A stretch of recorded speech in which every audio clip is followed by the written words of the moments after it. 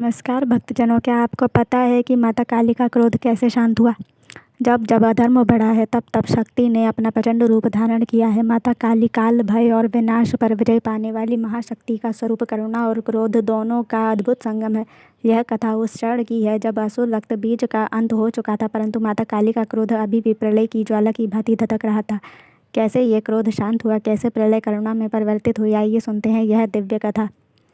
रणभूमि रक्त से लाल थी। आकाश में बादल गूंज रहे थे। रक्त बीज का अंत हो चुका था। जहाँ जहाँ उसकी रक्त की बूंद गिरती थी, वहाँ वहाँ नए नए रक्त बीज उत्पन्न हो जाते थे।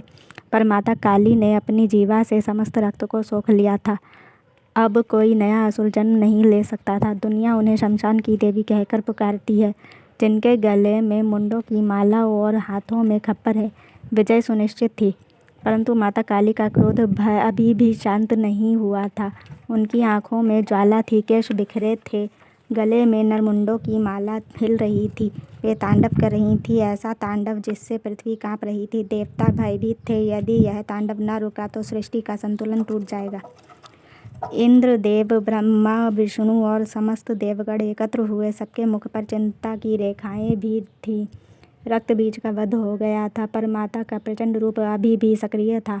देवताओं ने विचार किया, माता को कौन शांत कर सकता है? तभी विष्णु बोले, केवल वही जो माता के हृदय के सर्वाधिक निकट है, महादेव। ब्रह्मा ने सहमति में सिर हिलाया। निर्णय हुआ कि शिव ही स्वयं रणभूमि में जाएंगे। तभी आकाश में डमरू की मंद ध्वनि गूंजी। भस्मधारी गंगाधर चंद्रशेखर महादेव शिव रणभूमि में प्रकट हुए। उनके मुख पर अपार शांति थी। उन्होंने देखा माता काली का तांडव। वे समझ गए कि यह क्रोध अधर्म के नाश से उत्पन्न हुआ है, पर अब इसे शांति में परिवर्तित करना आवश्यक है। शिव बिना कुछ कहे माता के तांडव पथ पर लेट गए। यह उनका मौन, उनका समर्पण, उनका प्रेम था। लेकिन क्या आप जानते हैं, इस भयानक रूप के पीछे ऐसी माँ छिपी है, जिसने अपने भक्तों को बचाने के लिए यह युद्ध आरंभ किया था, जिसके स्वयं के हृदय में स्वयं शिव का प्रेम वास करता था। माता अपने भक्तों को बचाने के लिए कोई भी रूप धारण कर सकती है। तांडव काली माता काली का चरण जैसे ही शिव के वक्ष पर पड़ा, क्षण भर के लिए समय थम गया। माता ने नीचे देखा, उनके चरणों में तले साक्षात महादेव थे।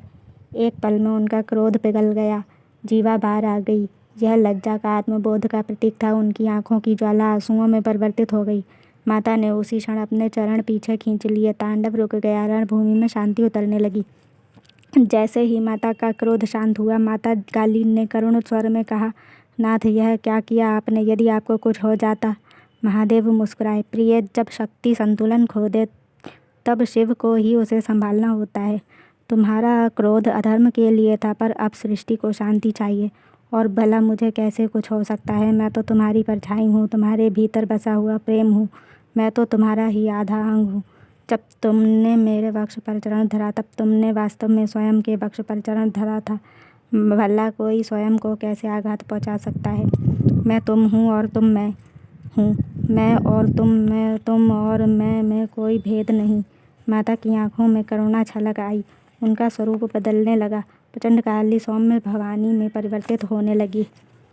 देवताओं ने पुष्प वर्षा की। आकाश में मंगल ध्वनि गूंज उठी। इंद्र ने स्तुति की, हे महाकाली, आपने अधर्म का नाश किया, और हे महादेव, आपने सृष्टि का संतुलन बचाया।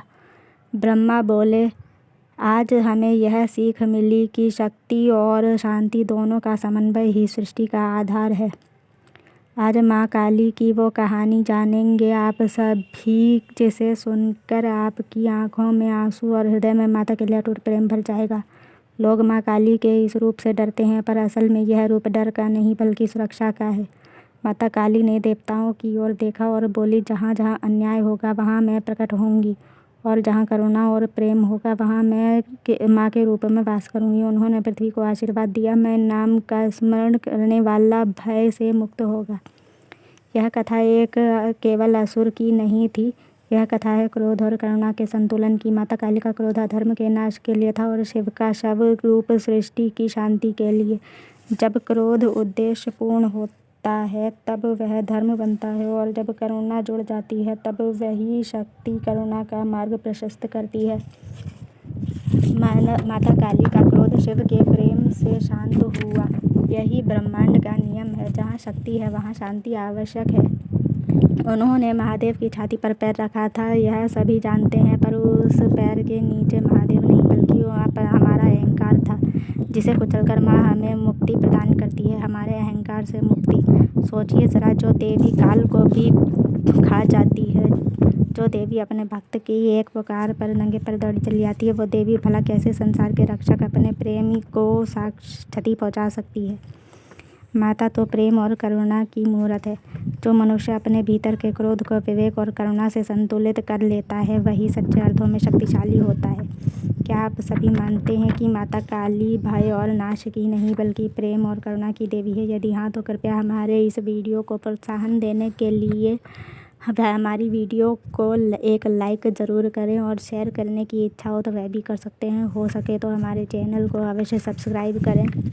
अगर आज माँ की इस ममता ने आपके हृदय को तनिक भी स्पर्श किया है तो प्रेम के साथ कमेंट में ज़रूर लिखें, जय माँ काली। मेरी माँ की छाया सदैव मेरे साथ है, मेरे माँ का प्रेम सदा मेरे सिर पर बरसता रहे। जय माता काली, जय महादेव।